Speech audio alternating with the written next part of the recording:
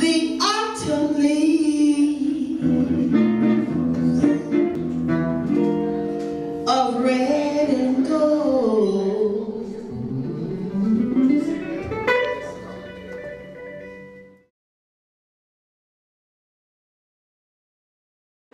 Yeah, Oakland has always had a real strong foundation of jazz. Way back in the 30s, really, 30s, 40s, and 50s, and especially in the 50s. We had that Oakland is graciously responsible for the name of people like Jerome Richardson. Jerome Richardson is one of the big names that's well known all over the music scene. He participated in bands like Oliver Nelson, who was a really huge name in the music industry.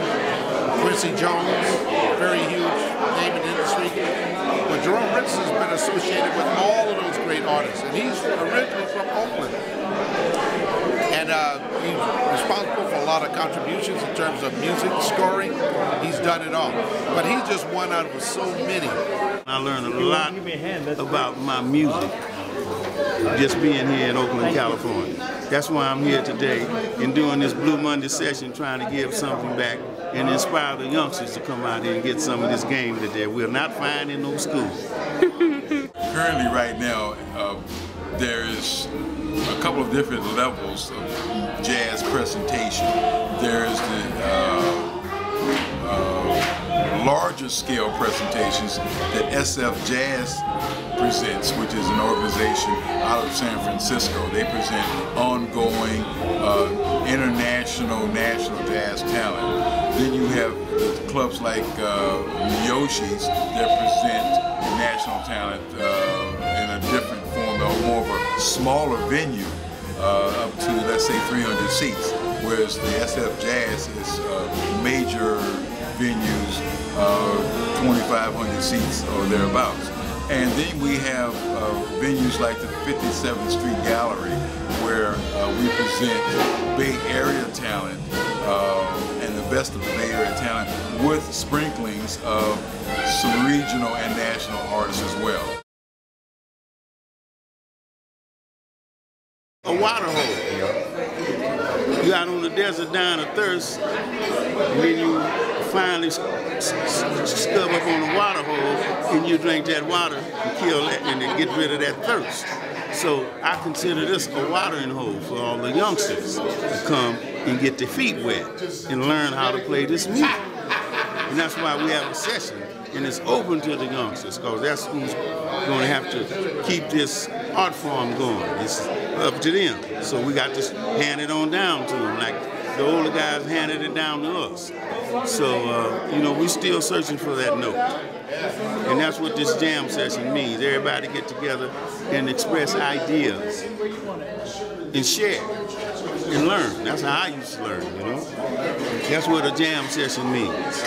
A jam session is a loose form of combustible creative music.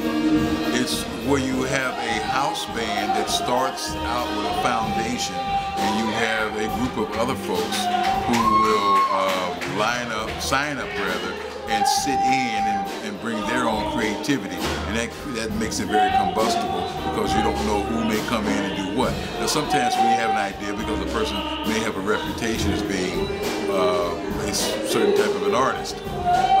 So a jam session is a loose form of music presented spontaneously. You're learning a lot about this art form that we created. As Black African Americans, this is an original art form that we have given to America through our endeavors of being slaves and however. But it all works out to be one of the most powerful forces on the planet, this black music that we're playing. And it started from the blues. Like I said, the blues consists of the 1, 4, 5 progressions of a major scale. Before we invented it as black folks, it did not exist. And that's the truth. Jazz allows the musician to explore their inner self. You get to express your inner self when you're playing jazz.